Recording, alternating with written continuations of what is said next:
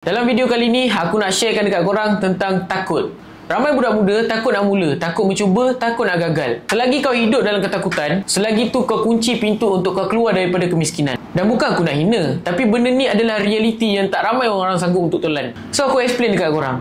Takut ni adalah satu tindakan psikologi dan fisiologi yang otak react bila kau kesan ancaman. Walaupun ancaman tu tak wujud pun. Maksudnya, perasaan takut ni bukanlah datang daripada luar, tapi dia datang daripada imajinasi yang kau create sendiri. Contohnya, takut bisnes gagal, takut kita buat something orang gelakkan, tapi benda tu belum jadi pun. So sebenarnya, takut ni adalah satu ilusi yang kau percaya dia adalah sebagai realiti. So bila kau percaya sangat rasa takut kau ni, kau akan lumpuhkan potensi diri kau yang sebenarnya kau boleh melangkah dengan lebih jauh. Tapi benda tu yang menghalang kau sekarang. Ingat tak masa kau kecil, kau try macam-macam. Kau cuba, kau naik basikal, kau jatuh, kau jalan, kau panjat pokok, kau jatuh.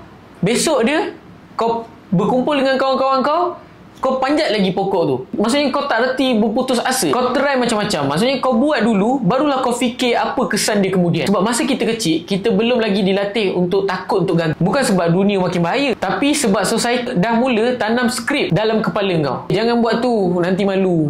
Tak payahlah cuba. Kau bukan sesiapa pun. Sampai bila kau nak hidup dengan skrip orang lain? The truth is, rasa takut ni memang takkan hilang. Tapi, kita boleh dilatih untuk bertindak walaupun kita rasa takut. Fighter ni bukanlah orang yang tak takut, tapi orang yang bertindak walaupun hati dia bergegar. Maksudnya dia goyang. Dia takut, tapi dia still pergi.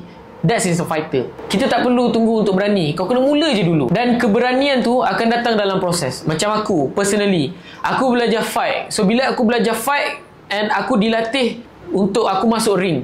Faham tak? So, bila aku fight, aku belajar untuk fight, semua fighter, bila dia nak melangkah masuk ring, bila dia tahu opponent dia siapa, bila dia tengok mata opponent dia, semua fighter akan ada rasa takut tu. Tapi, adakah dia pandang belakang untuk berpatah balik? Tidak. Rasa takut tu adalah something yang kau kena hadap supaya engkau lebih berani. Sebab rasa takut tu hanya sementara sahaja. Bila kau dah duduk dan kau hadap, sebenarnya potensi diri kau adalah kau boleh buat benda tu. Kau boleh hadap benda tu dengan jayanya. So bagi aku, macam pengalaman aku, which is aku pun sparring, aku still rasa takut. Setiap kali aku melangkah, setiap kali aku jumpa opponent aku still rasa takut. Tapi bagi aku, rasa takut tu hanyalah satu benda yang aku rasa buang, yang aku patut takut. Sebab selagi aku rasa takut, selagi tu aku tak buka kunci untuk pintu seterusnya. Which is pintu seterusnya apa? The next opponent. So bila aku jumpa next opponent, aku punya pengalaman pun makin matang, aku punya skill pun makin power, aku punya fighting skill makin hebat. So kalau aku rasa takut, aku duduk dekat situ, baru first opponent yang aku nak jumpa, aku dah rasa takut dan aku berpatah balik, maka aku tak boleh nak hadap fighter yang lebih advance, fighter yang lebih berpengalaman. Aku tak boleh. Sebab dekat pintu yang pertama tu aku dah berpatah balik. So kenapa kau nak takut? Dan ada budak yang DM aku, dia takut nak mula trading ni, cakap. Dia takut nak buat konten, dia malu nak buat konten. Ada juga orang cakap yang saya nak start business tapi saya takut nak start. Benda tu small business dia, tapi dia takut untuk mula. Mungkin tak tahulah. Bagi aku dah terangkan dekat korang video sebelum ni. Start small is okay. Start small business. Dan bermula dengan kecil.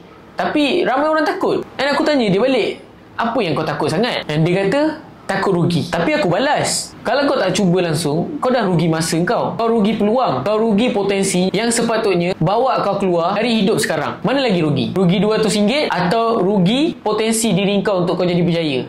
Dubai bersamaan dengan peluang. Kau tahu tak kenapa aku cakap pintu ke Dubai tu akan tertutup? Bukan sebab Dubai tu adalah negara impian, tapi sebab Dubai tu simbol kepada semua peluang besar dalam hidup. Nak travel, nak jadi bos, nak ada life yang luar biasa. Kalau kau tak berani dah pegang tombol pintu untuk kau buka, sampai bila-bila kau akan stay dalam bilik yang sama. Dan aku nak cakap dekat korang, aku pernah duduk Dubai lebih kurang dalam 2 tahun. So pengalaman aku, at first bila aku nak berhijrah dekat Dubai, duduk selama 2 tahun tu, aku rasa aku dah selesa dah duduk sini. Aku rasa kawan-kawan aku ada dekat sini. Aku rasa semua, everything is good, everything is okay dekat sini. Aku ada rumah, aku ada kereta, semua okay. Jadi kenapa aku nak kena pergi sana? So aku plan dengan kawan-kawan aku, which is kita orang plan untuk kita orang cari peluang dekat Dubai. Apa yang kita boleh cari opportunity dekat Dubai, apa benda yang kita boleh buat dekat Dubai. So kita duduk, kita fikir, and tak lama lepas tu kita plan, okay, jom kita gerak pergi Dubai terus. Masa aku duduk Dubai juga, banyak peluang bisnes yang aku belajar, banyak orang yang aku jumpa. One of the thing yang aku bagi tahu dekat korang, aku ada buat satu bisnes kereta sewa dekat Dubai. So kenapa kereta sewa dekat Dubai? So kereta sewa dekat Dubai ni, macam aku bagi tahu kat korang kan, okay, Dubai dia adalah satu tempat yang selamat, which is bila kau drive, dia hanyalah limit laju dia mungkin dalam 110, 120. Kalau dekat bandar mungkin dalam 80, 90. Over than that, kau akan kena saman, which is speed trap ni dia berada dalam jarak yang dekat. Jadi kau memang tak boleh nak laju. So itu apa yang aku nampak, itu adalah satu peluang which is aku involve dalam car rental. Aku beli satu kereta dekat Dubai. Menariknya, and yang buat aku surprise ni adalah, kau nak beli kereta, kau tak payah nak ada penjamin ke, ada ni ke. Kau bawa cash, kau pergi, kau bagi, kau dapat kereta, settle. Dia tak complicated macam Malaysia. Kau kena ada ni, kau kena ada tu. Malaysia pening, kau kena ada slip gaji lah, apa benda lah, semua benda lah. Tapi dekat Dubai ni, kau bawa cash, kau pergi beli kereta, kau pergi macam beli gula-gula je, dah settle. Lepas tu aku jumpa kereta tu, aku pergi subkan dekat, bukanlah aku yang buat, tapi aku pergi subkan satu company car rental yang memang dah buat car rental, and then aku hantar dekat dia. Aku just dapat pesan je lah dekat situ. So that is one of my business masa aku dekat Dubai. So peluang yang aku nampak, and benda lain yang aku nampak juga adalah Airbnb dekat Dubai. Dekat Dubai ni pun Airbnb dia pun peluang tinggi. Sebab apa? Sebab turis. Kenapa aku buat kereta sewa? Sebab kenapa bukan sini? Kenapa bukan kat Malaysia? Kenapa dekat Dubai? Sebab macam aku cakap, Dubai adalah satu tempat di mana ramai turis satu dunia pergi ke situ. So turis non-stop datang. So turis perlukan kereta, turis perlukan tempat tinggal. Jadi tempat tinggal, Airbnb pun adalah satu peluang bisnes yang aku nampak. And banyak lagi sebenarnya peluang bisnes yang aku nampak dekat Dubai. Property, macam-macam. Kalau aku jumpa, and masa aku dekat Dubai juga, macam-macam orang yang hebat aku jumpa, which is Jordan Wealth and Luke Belma and Iman Ghazi. Tapi aku tak dapat nak tangkap gambar masa dengan aku jumpa Iman Ghazi tu. And Khabib aku jumpa, tapi aku tak sempat nak jumpa Cristiano Ronaldo. Tapi kalau dia ada kat situ, memang aku macam mana pun aku akan dapatkan satu gambar dengan dia lah. Kalau aku fikir balik, masa aku nak pergi tu, kalau aku cakap tak, aku tak nak pergi, tak apa, korang pergi lah, aku tak nak pergi. So dekat situ aku dah duduk dekat takut yang sama, and aku tak dapat peluang bisnes, aku tak dapat untuk explore lagi apa benda yang ada selain daripada Malaysia.